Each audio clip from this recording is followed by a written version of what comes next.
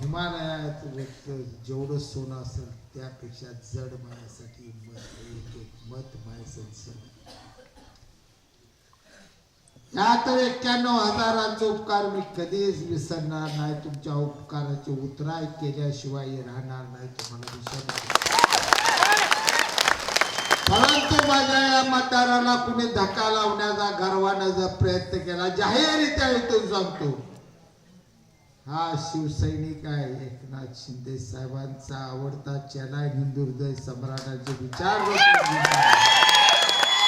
शांत आहे तोपर्यंत शांत आहे. जर माझ्या माणसाला कुठं धक्का लागला तर पिसून उठलून सगळं एकाचं मुश्किल करून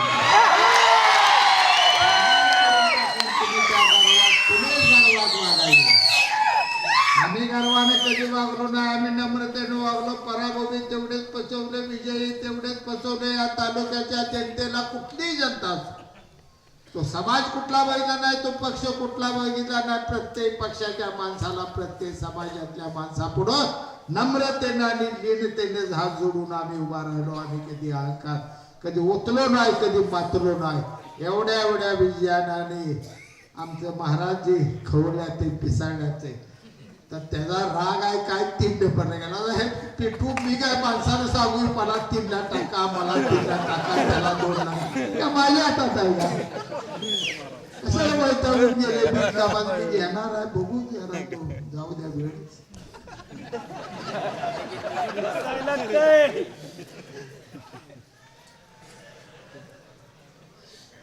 चुकीच्या दिशा पकडून मला अनेक जण बोलले श्रीकांत दादा इथे सांग ते उभाटा जोपर्यंत आहे का नाही त्याकडे बघ स्वामी.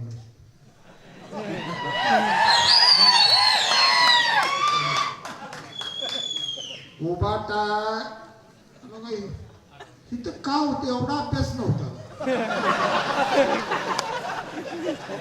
उद्धव ठाकरे बी इथंच येते, संजय राऊत बी इथंच येते. कामं नव्हती का दोघांना.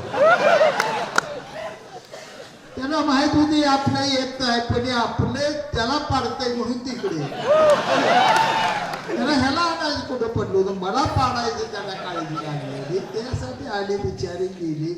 एकानं हात वर करून खाली केलं मी बोंगाला तिथं वरडून गेला. आता या संजय राऊताची अवस्था अशी झाली की आता मला वाटतं 2 दिवसात टीव्ही वाली काय त्याची इंटरव्ह्यू जात नाही.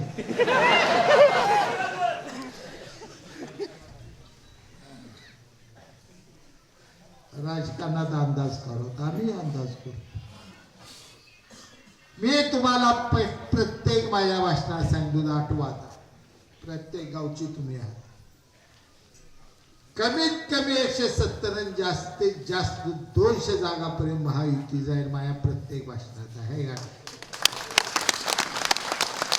सगळ्या क्लिपा काढून बघा. मी अंदाज देतो कमीत कमी 170 आणि जास्तीत जास्त 200 पुढे सुद्धा महायुती गेल्याशिवाय राहायची नाही. मी बोलत आणि संजय राऊत म्हणत होता की 4 दिवस जाईल विषय मिटलेला ना आम्ही आता सत्य येणार आहे. पुन्हा पुन्हा तुरुंगात टाकाय वाट बघत काय गड्यानी आधी काढलो त्या तो तुरुंगात जाऊन आला 10-15 दिवस कुठे सगळा महाराष्ट्र तुरुंगात गेला पाहिजे काय नाही. काय माणसाचं मन तर कसं असतंय. आता ह्या संजय राऊताचं या महाराष्ट्रातली जनता कधी काय ऐकणार नाही. लबाड लांड काय म्हणणार फसवाय शिंदे साहेब फडणवीस साहेबांचं वाईट बोलल्याशिवाय काय आण गोड लागत नाही.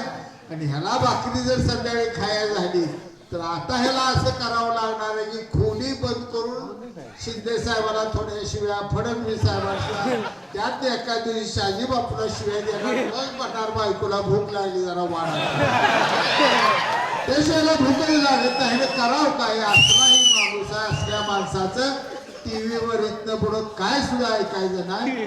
आता आपल्याला आपल्या नेत्यांनी जो विश्वास आपल्यावर टाकला, आपल्यावर प्रेम केलं, भरभरून आपल्याला विकासाचा निधी दिला शिंदे साहेबांनी प्रत्येक फाईलवर सही केली. फडणवीस साहेबांनी जलसंपदा खात्यात किती फडणवीस साहेबांनी आपल्यासाठी बैठक केली. आपण शिवसेनेत होते, ते भाजप होते, पण सकाळी 8 वाजता पहाटेच्याला बैठक.